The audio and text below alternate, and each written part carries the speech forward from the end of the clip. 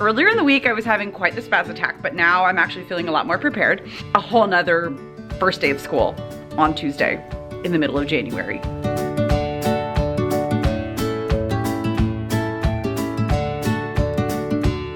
Hello, my friends. Welcome back to the Caffeinated Classroom. If this is your first time here, my name is Marie. I'm a high school English teacher in San Diego, California, and today was actually the last day of finals for the first half of the year.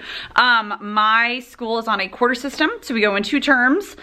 Term 1 ended today, and so that means that this weekend, Martin Luther King weekend, we get a 3-day weekend just like everybody else, and then on Tuesday we start with a whole nother first day of school, a whole new batch of kids, and I am freaking out less than I was earlier in the week. Earlier in the week, I was having quite the spaz attack, but now I'm actually feeling a lot more prepared.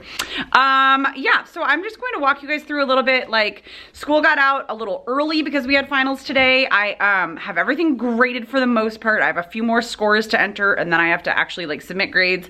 But what I was gonna do is just kind of like take you with me on this journey over this afternoon, what it looks like closing out this first term and then getting ready for the next term to start.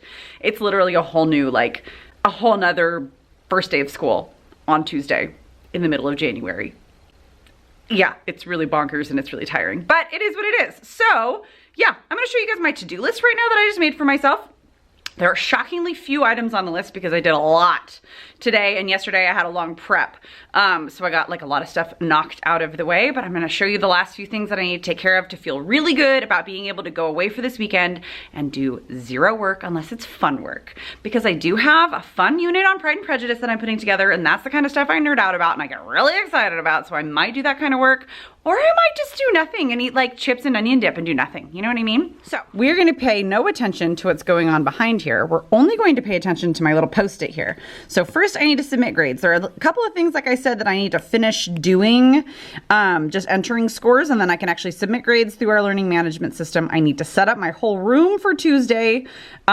I need to make my agenda slides for the week so that I am like all set up and good to go. And if I'm smart, I will make agenda slides for, oh gosh, I have something else to add in here. If I'm smart, I'll make agenda slides for the next week, but I'm not feeling that smart today. I'm pretty tired.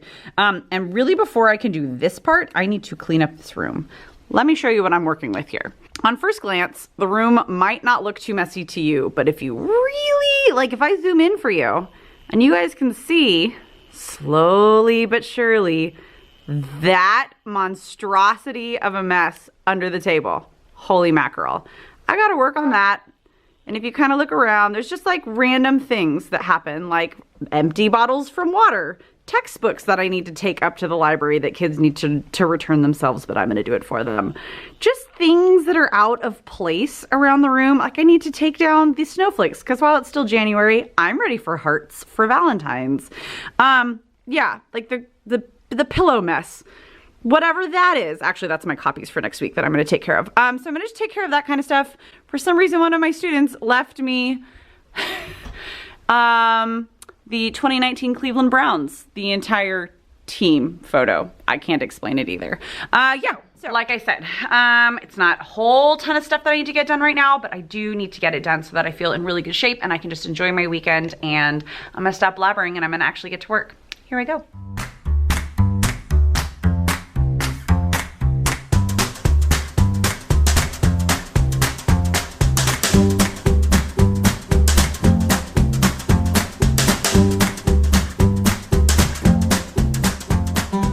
Okay, so I have, as you just saw, I've finished 2 of the things on there, and I had to change the submit grades, final grades, to just finish grading and like put everything in that I have, because I have one little kiddo who has some accommodations and needs to get me some work, and truly our grades aren't due, I think, until Tuesday or Wednesday of next week. So I still have some time, and I just need to go through, and the internet was being really slow because I had to go through and do like work habits, like effort and behavior, or like conduct marks, and do little comments on that kind of stuff. And I just was like waiting for the page to refresh each time, and I was like, okay, this is wasting my life force. I need to move on.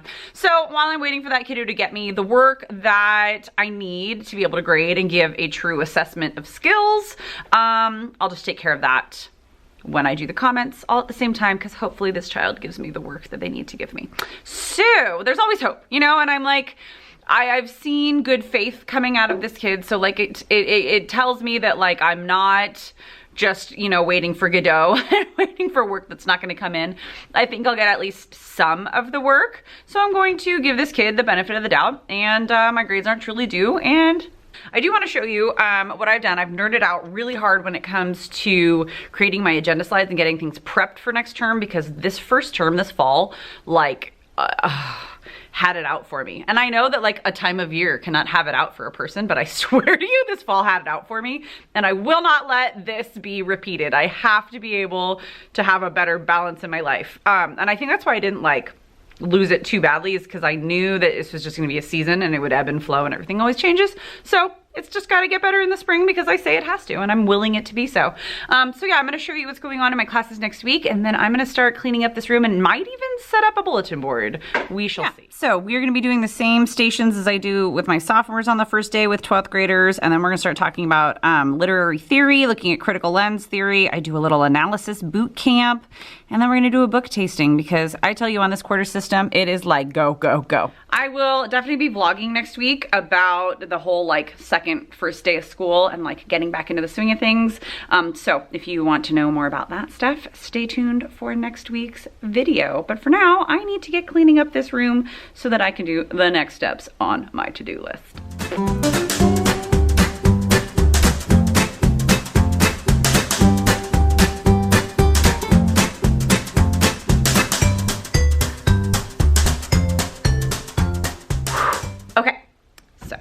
I'm pretty much cleaned up. I'm as cleaned up as I'm going to be anyways.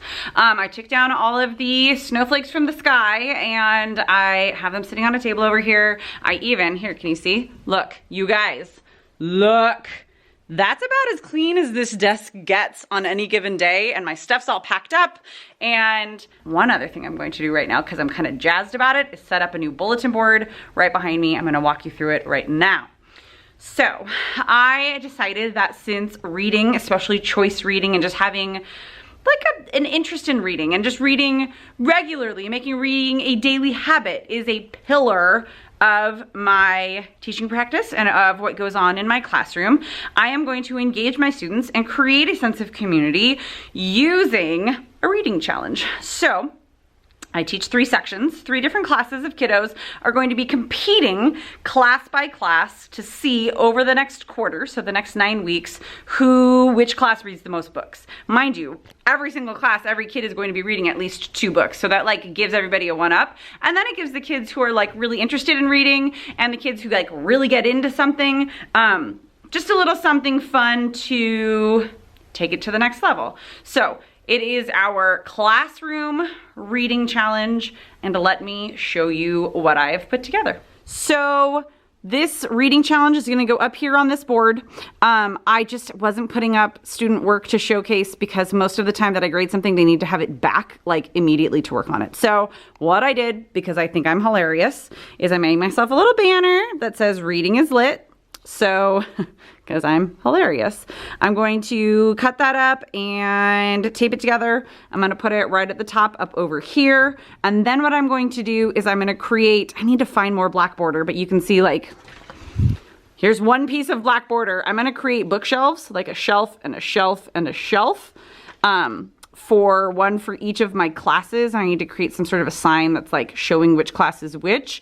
What's going to happen is up by this sign is going to be this little note that says class reading challenge. Which class will read the most at the end of the quarter? The class who has read the greatest number of books will win a fun Friday, including refreshments and a choice of activities. Participation is optional, but the more who participate, the better chance of winning. Progress will be marked with book spines on each class shelf, which is where this comes right into play. And I also made a note that read refers to either visually reading a book or listening to an audiobook, because just consume some stories, guys. Like, get some different perspectives. That's really the whole point here.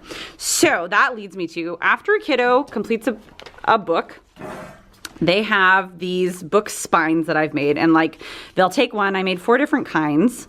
So this one's a little bit shorter, this one's a little bit taller and thicker, and this one's like super fat. And they take it, they cut it out nicely around the edges, and they've got, here are the instructions. This little guy here, sorry, I'm all over the place, is gonna hang probably right down there with all of the book spines and then the instructions that I'm about to read to you on it. This is really hard to do one-handed, friends. Okay, so for their book spine, sorry about the shadow, it's my arm with the camera. Their instructions: when they finish a book, create a book spine to add to your class shelf. Choose any of the book spines available, cut, blah, blah, blah. On the front, they're going to include the title, author, number of pages, just because it's kind of fun, and a symbol or small image to represent the book, like using color in their name.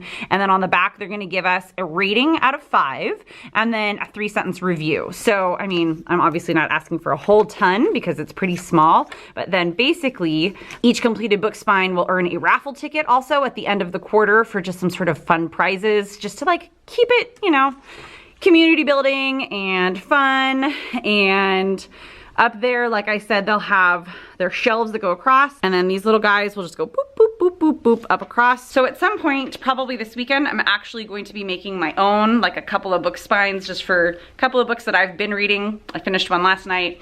I just picked up One of Us Is Next, the sequel to One of Us Is Lying, so I plan to read it this weekend. I'll make a little book spine for it and I'll put it up and like laminate it and make it my example.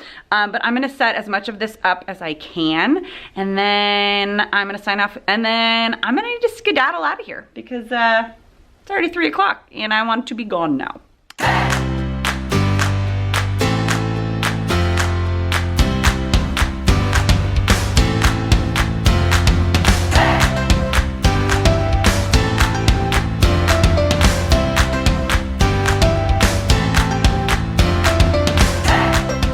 Friends. So this is the work in progress. I kind of underestimated how much I need to do. For instance, I'm going to laminate that next week and put it up top so that I have more room. I need to locate the rest of my black borders to create 3 full like shelves, and then labels for period 1, period 2, period 3. But you can see I've kind of shoddily put up just one of the, I didn't even cut around the edges yet, but you can kind of see like how they'll fill in. And I mean, hopefully we'll run out of room and have to go like down below the shelf or something like that.